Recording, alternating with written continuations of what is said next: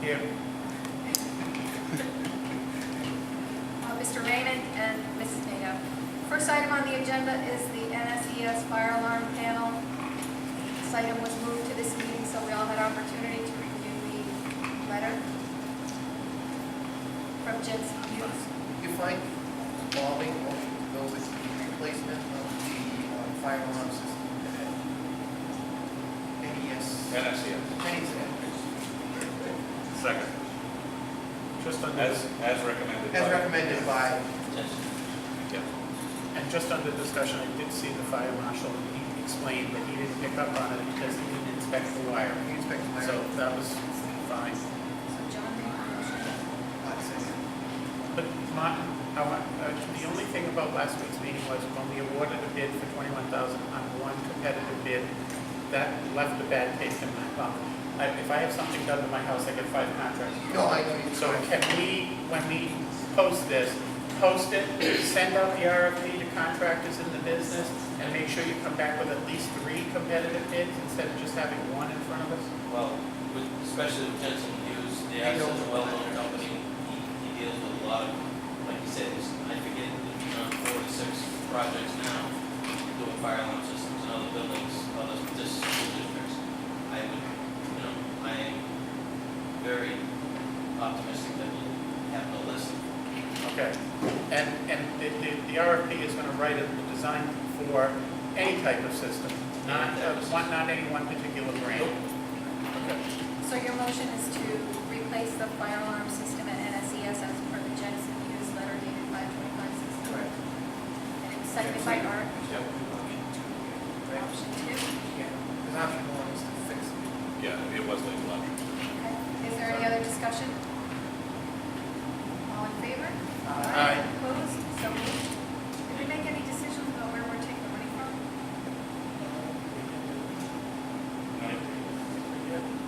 You can take it out of this year's surplus, you can take it out of the fund balance. I'd like that. Do we want to make a motion to take it? I'll make a motion that we take it out of this year's surplus. Is there a second? Second. Any discussion? All in favor? Aye. Opposed? So moved. Who seconded that? Same. This year's fund balance. Sorry, I'm taking notes here, so I know it's on video. This is the part they fast forward. Thank you, Marty. You're all set. I think you get to be excused now. See Thank ya. you. Where's Steve? Every year. Thank You too, thanks, Mark. Okay, the next item on the agenda is the weekly packet and possibly receive the same via email. I put it on, this is just the weekly packet, not the meeting packet. But when we get a weekly packet, some cases it's 1 or 2 pages. I saw the guy coming up to my house on Friday. Yeah, I think it's crazy when we pay that they have to drive a gas guzzler No, I- truck the size that, to move everything in my house in it, to drop off 2 pages at our house. I know, we did it. I would like to suggest that at least for the weekly packet, if it's not a cumbersome packet, that Sherry just simply email us the documents. I'll make that as a motion, that the weekly packets be emailed. Second. Okay, is there any other discussion? All in favor? Aye. Opposed? So moved. I have a finance stuff. I would too, but at least. But some of us Yeah. don't have laptops, so I don't want to be in a meeting and not have access to documents. So the school compliance centers and all those are. I got mine all the School time. committee Mine's in members, a we car. can rotate them out, right? Mine's in a car. Well, you get a card. You get a card for everything. There you Then go. you'll be good. Everything's on the card. 7-person cards, okay. That's my only concern about that.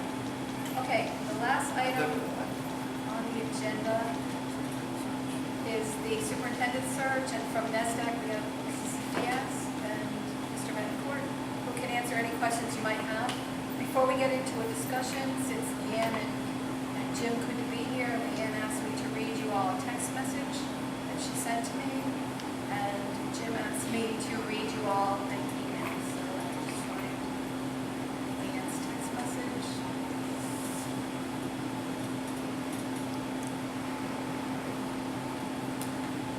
I would like to let you know I am extremely disappointed. It's my understanding that the school committee was told that we have superintendent interviews ahead with that date anyway. This is with regard to our meeting tonight. I would have hoped that the school committee would want the person they appointed chair of the search committee present at a meeting that would be discussing the search. We spent a lot of money to hire NSES to guide this process, which is exactly what we have done, and now it appears the school committee wants to go down another path. The search committee has dedicated an enormous amount of hours to this search, and this feels like a slap in the face. Just want you to know my opinion, and I would like it on the record as such Tuesday night. Thank you, and have a nice weekend. Jim sent me this email and said if he didn't get here in time, could I read this? Mary, I met with the Providence School Board Chair and can confirm that the whole superintendent search was done in executive session. They also used a search subcommittee. I believe this would be the best process and would also support a process where we narrow the candidates down to 2 or so and then make the names public. I believe we would get a better pool of candidates to move forward. I appreciate you appointing me to the subcommittee and will support the majority's decision. I further believe in an open and transparent process, but I want to be fair to the candidates and get the best pool possible. I do not want to lose a candidate because we are prematurely announcing potential candidates. If it helps on Tuesday, please feel free to quote me. Respectfully, Jim. So they were weighing in on topics we're going to be discussing. Do you have anything you'd like to address to us with regard to copies of resumes or the conducting of interviews in open session rather than closed session? I think what we could do is answer any questions you may have. We don't have anything to present to you at this time, except to help you determine how you'd like to move forward. So we can have that discussion in any way you'd like. I'm the only one that had the opportunity. Carolyn Burke called me on Thursday, and I did speak to her briefly about both topics, and I told her that we wanted to make sure that we don't lose any candidates by mandating that the interviews had to be held in public session. And so that was my own primary concern. Do you all have any questions? Well, the only concern I have is I can't make a decision if somebody hands me a resume at 6 o'clock on Thursday night and says, here's the candidates you're going to interview, read this resume and then interview.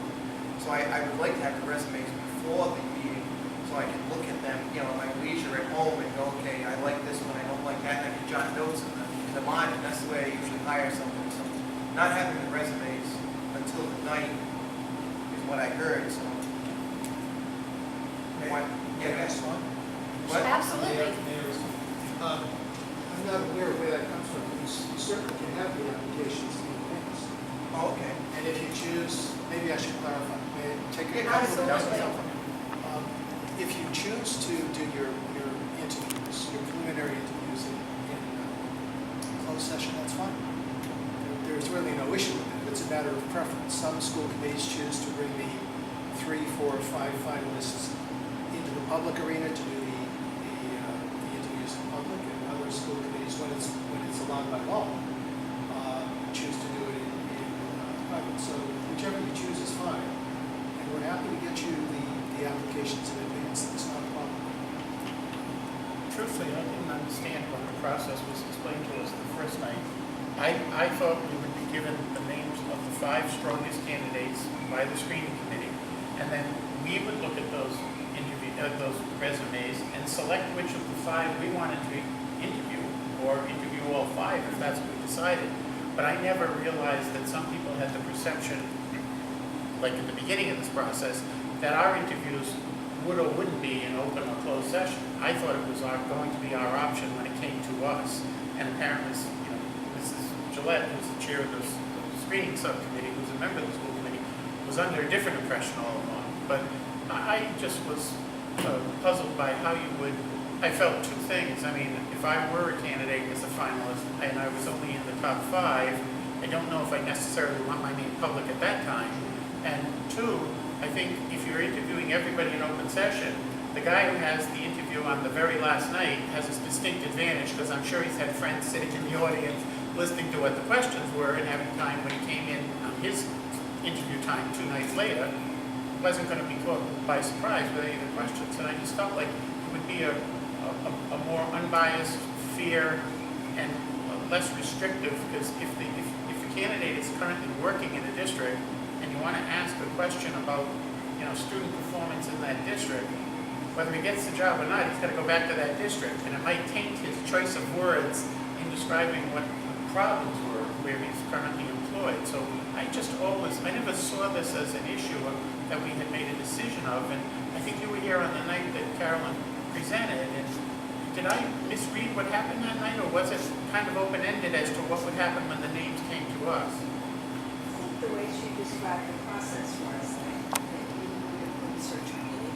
which you did. Right. And that the search committee would look at all the resumes, which they did, and would choose a number of people to interview. And they've done that and established the interview.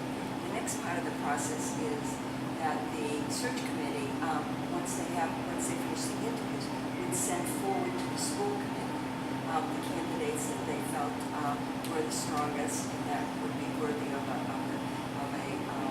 interview by the school committee. Is that the way you understand? Yeah, but I didn't understand, and I guess Mrs. Gillette has been under that impression. I didn't understand that it was expected that we would conduct our interviews in open session.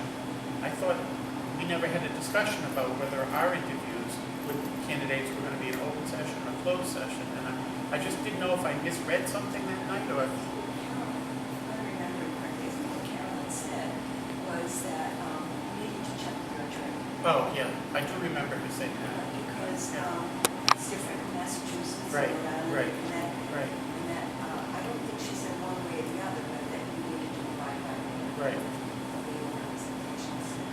So do you see any downside to our interviewing in closed session? No, I mean, I think, well, first of all, the bottom line is, you're the school committee. You can do it the way you want it to make it. And the fact of the matter is that's your decision. From the preliminary screening right up to the final decision, it goes the way you folks want it to go. The other piece of that is, when it comes to the final appointment of the superintendent, there's only one body that can make that appointment, and that's you. So I think what has emerged here is a clarification of the process, which sounds fine to me. You might want to think about, as you go through the interviews in closed session, you might want to then think about how you're going to involve the public if you choose to at a later juncture in your search, but that can be a discussion down the road. Will they I have a think you're scoring fine. criteria for I'm us? sorry? Will they have a scoring criteria for us, is it 10 scoring criteria, or is it just up to the individual? We don't know how they function. I was there. Do you have scoring sheets? The high scoring sheets in the screening committee, they didn't use them so much, but they have a process of how they graded, which is I think a very ordinary process. Absolutely want to interview, somewhat want to interview, not interested. And they don't have a lot of time to read them all, so I think they were very diligent about reading resumes, deciding who they felt was worthy of an interview. And there was pretty good consensus. Certainly, They just filled us in and we had a discussion about do our interviews have to be an open session or Yes. closed session. And they said it was acceptable either way, and it was purely on the city. And so we're having that discussion. And I read your email Oh, you did? about Yeah. the Providence School Committee Right. and how the interviews were held in executive session, so we're just fantastic. Mrs. Diaz, Mrs. Beck, oh, you know them. So they're here to answer some questions, so they're just. And I can talk more about it if Sure. I said, Well, they're just, they're Yeah, whatever yeah. questions we might have. All right, so, as I mentioned to you, and I don't know exactly what the email said, off the top of my head. So, I believe that the best process is to transmit the candidates and resumes, and that's all of them, of course, to the school committee, in executive session. There, I would be open to interview in executive session for two reasons. One is to candidly interview candidates, and two, to make sure we do not eliminate candidates who may not want to be public at this time. From there, I do not have an issue with it narrowing down the list and making that list public, or continuing executive session throughout. And I want to say this, I mean, I fully support open and transparent government, so I'm not looking to say we should hide this or keep it from the public. But I want to be fair to the candidates and get the best possible pool. I don't want to lose candidates because we are prematurely announcing potential candidates. And as you mentioned, I know that the superintendent search was done with the executive session in Providence, and they use subcommittees as well. So that's just my position on it. I'm open to whatever the school committee wants to do. I just don't want to lose candidates because we're sending people over, it becomes public, and people may say, well, I don't know if I have a good shot at getting it or not, but I don't want to be in trouble in my own district. So that's just my philosophy, and I wanted to have a conversation about it.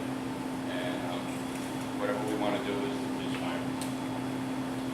Before you got here, Jim, I said some of the same things. Okay. I feel like you're gonna have a more candid interview and get more honest answers from someone in closed session. They could feel very inhibited answering a question in open session. Because if they don't get the job, they have to go back to the district they're coming from. And, you know, if you're asking a question about their performance in the district they're in, that could prove to be embarrassing for them too. And I told at least one of the superintendents and previous administrators to ask, and they all said they felt it would be better in closed because of the same reasons you just stated. Right. That you don't necessarily want the world to know that you're in it at this point.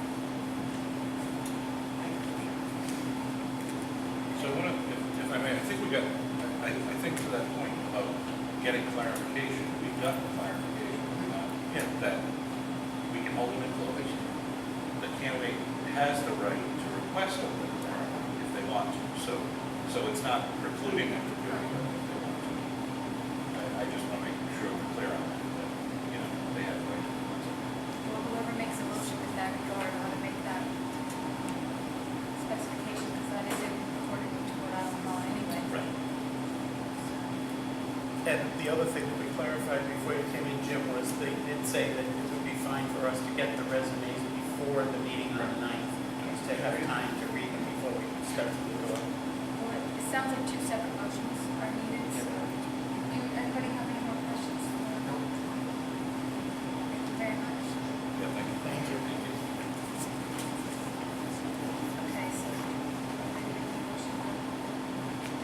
Does someone want to make a motion with regard to holding the interviews in executive session with the option of the candidate choosing open session being his or her decision? I think you just said it. I'll make the motion. If you-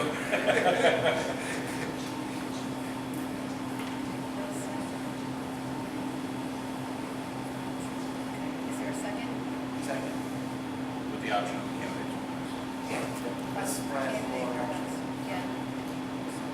Summarize. Okay, is there any other discussion? All in favor? Aye. Opposed? So moved. Would someone like to make a motion about us being able to read all of the internal resumes that you submitted? Yeah, I make a What motion. time frame did we get them? As long as the motion, you know, I mean, obviously, is that it's sent over confidentially. Oh, yeah. And they can't be public. Yeah. So, I mean, I agree with that. And I just want to say that Yeah. so that we know. But I want to transmit them immediately, so they're What is the 9th? It's a Thursday. So can we get Yeah, this Thursday or or? the previous, Like yeah, Friday or? This Friday? Yeah, this Friday, that's. we should be able to get them as soon as they can send them over. You want all of them? I'd love to have all of them. Okay, so transmit all resumes, all school committee members, As soon as practical. there's the provision, it's kept confidential. And preferably by Friday. Third.